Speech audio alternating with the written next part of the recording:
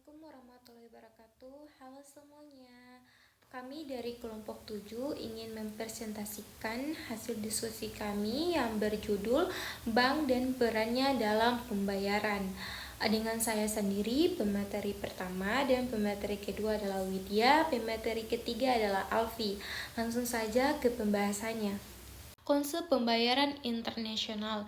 Pembayaran internasional didefinisikan sebagai proses perpindahan dana antara individu atau perusahaan di negara berbeda yang memerlukan mekanisme terstandarisasi. Menurut Chang dan Song, tahun 2022, transaksi ini melibatkan berbagai komponen seperti verifikasi, konfirmasi, pemeriksaan dokumen, dan penilaian risiko. Perbedaan mata uang menyebabkan adanya risiko nilai tukar, sementara perbedaan regulasi menciptakan kebutuhan akan protokol universal. Itulah sebabnya pembayaran internasional jauh lebih kompleks dibanding pembayaran domestik. Keseluruhannya, proses ini harus mengikuti aturan perbankan global untuk memastikan keamanan transaksi. Pembahasan yang kedua yaitu peran bank dalam pembayaran internasional. Bank sebagai lembaga intermediasi. Bank berfungsi sebagai penghubung antara eksportir dan importir dalam mentransfer dana secara aman. Yang kedua, bank sebagai media jaminan.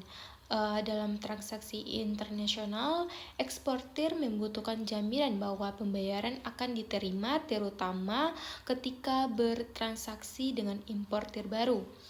Yang ketiga yaitu bank sebagai pengelola risiko.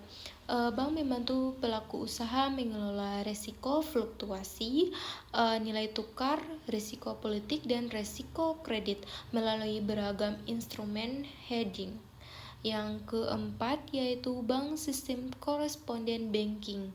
Tidak semua bank memiliki cabang di negara lain sehingga mereka bekerja sama melalui jaringan koresponden banking. Itu saja dari saya, langsung saja ke pemateri kedua. Saya pemateri kedua akan melanjutkan materi yaitu instrumen pembayaran internasional, di mana ia berfungsi untuk menjembatani perbedaan sistem keuangan antar negara.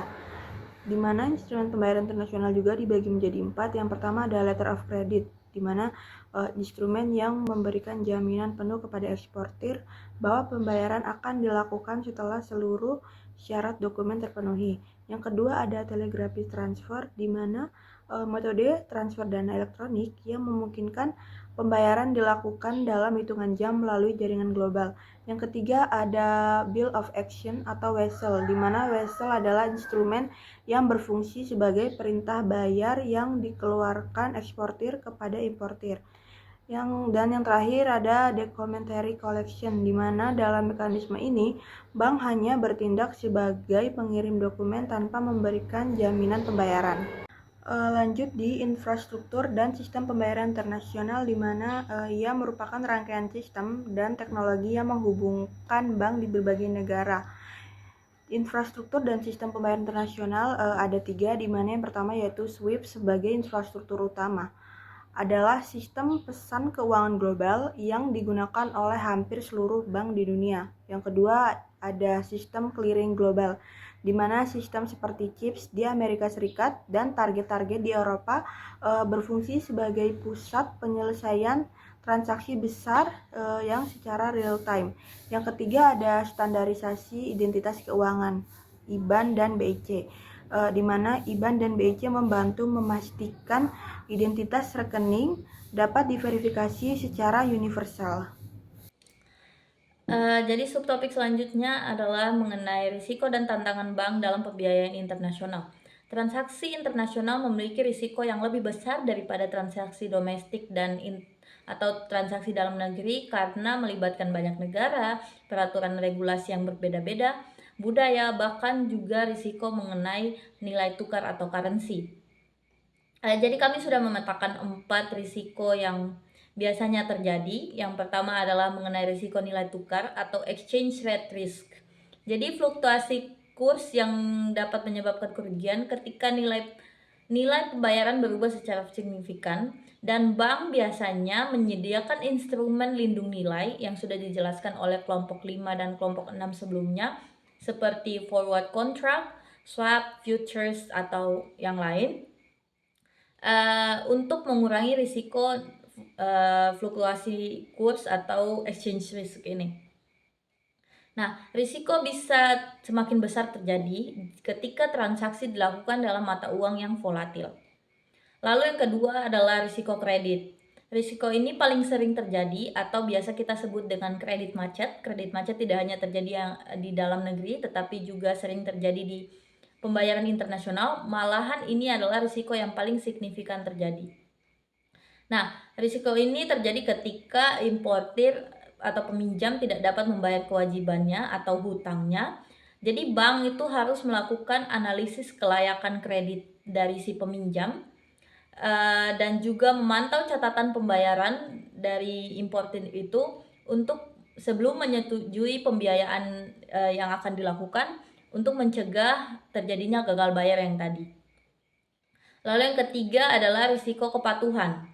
Risiko kepatuhan atau compliance risk adalah ketika bank wajib mematuhi aturan anti pencucian uang dan anti pendanaan terorisme yang berlaku secara internasional. Nah, ketidakpatuhan tersebut dapat menyebabkan sanksi besar atau bahkan merusak reputasi bank tersebut yang sudah ia bangun sendiri. Lalu yang keempat adalah risiko operasional dan cyber. Jadi kesalahan sistem, gangguan jaringan, bahkan serangan cyber dapat menyebabkan kegagalan pembayaran. Untuk itu, bank harus memperkuat sistem keamanannya dan rutin melakukan perbaruan teknologi mengikuti dengan perkembangan zaman. Lalu materi selanjutnya adalah studi kasus. Jadi kami memberikan 2 studi kasus. Yang pertama adalah mengenai implementasi KRIS cross border yang dilakukan oleh Bank Indonesia. Jadi kita semua tahu mengenai KRIS, dan ternyata KRIS sudah dikembangkan melalui lintas negara atau cross border, yang saat ini saya tahu adalah di Malaysia, Singapura, Thailand, Filipina, bahkan yang terbaru ini ada Jepang, dan rencananya akan dilakukan juga di Korea Selatan. Nah, KRIS cross border ini sudah diperkenalkan sejak pada tahun 2022, yang merupakan inovasi sistem pembayaran retail lintas negara yang dilakukan oleh Bank Indonesia yang paling relevan dan paling progresif di kawasan Asia. Jadi Bank Indonesia sebagai pengembang sekaligus penyelenggara infrastruktur memungkinkan terjadinya konektivitas pembayaran antar negara. Dan BI juga pastinya memastikan bahwa sistem KRIS cross border ini memenuhi standar keamanan internasional, termasuk pengaturan konversi nilai tukar secara otomatis pada saat transaksi dilakukan. Jadi ketika kita ingin berbelanja di negara lain, kita tidak perlu menghitung secara manual konversi nilai mata uang pada saat itu. Misalnya kita ingin membeli barang di Singapura, kita tidak perlu menghitung $1 itu berapa rupiah. Jadi melalui KRIS cross border ini sudah secara otomatis nilai tukar akan menyesuaikan dengan keadaan pada saat itu. BI juga mengembangkan mekanisme local currency transactions yang memungkinkan penyelesaian transaksi antar negara menggunakan mata uang lokal tanpa harus melalui dolar Amerika. Jadi tidak perlu dikonversi ke dolar Amerika lalu balik ke mata uang lokal, tapi bisa secara langsung dilakukan sekalian. Nah, dampaknya apa? KRIS cross border ini berpengaruh besar terhadap efisiensi pembayaran internasional, termasuk di bagian pariwisata dan UMKM yang saat ini sedang digaung-gaungkan. Jadi ketika wisatawan dari luar negeri ingin berbelanja di Indonesia, ketika mereka datang ke Indonesia dan ingin berbelanja di Indonesia, mereka tidak perlu lagi membawa uang tunai atau menukar currency mereka ke money changers atau tempat yang menyediakan penukaran uang, karena mereka bisa menggunakan aplikasi pembayaran dari negara asal mereka asal tersedia kris cross border ini.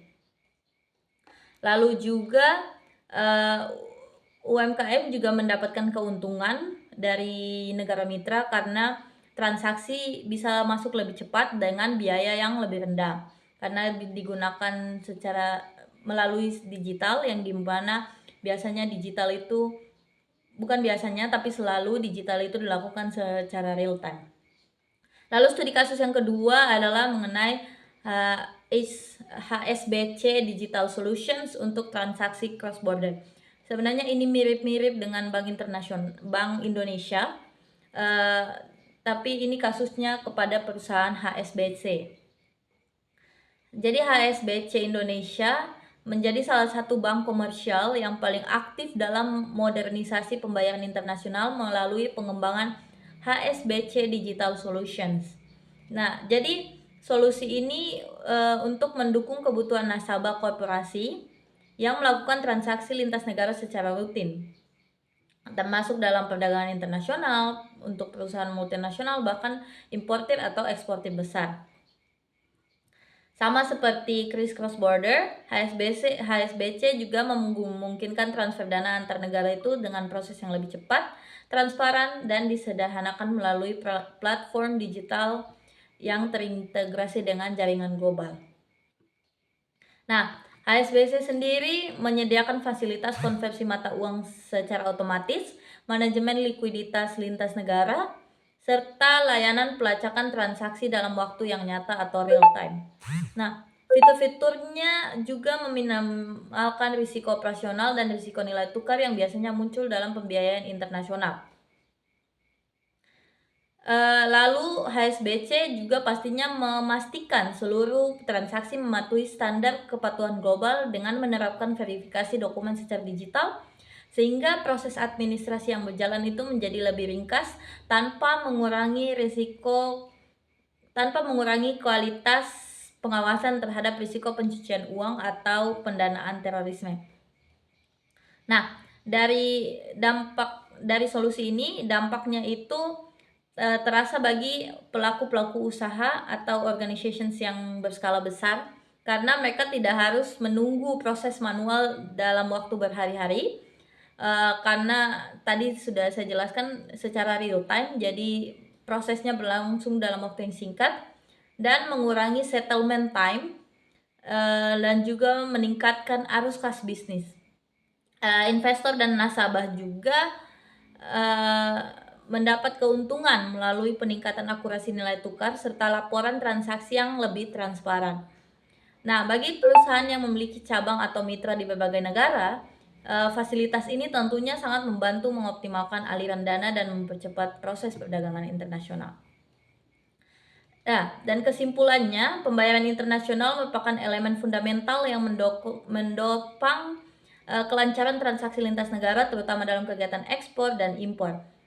Nah, dapat disimpulkan bahwa sistem pembayaran internasional memiliki karakter yang lebih kompleks dibandingkan pembayaran domestik karena memiliki berbagai macam komponen, lalu risiko yang tentunya lebih tinggi daripada di domestik, dan juga instrumen-instrumen yang lebih banyak dibandingkan yang ada dengan transaksi yang ada di dalam negeri. Baik, itu saja dari kelompok kami. Jika ada pertanyaan bisa ditanyakan di kolom komentar. Terima kasih atas partisipasinya. Wassalamualaikum warahmatullahi wabarakatuh.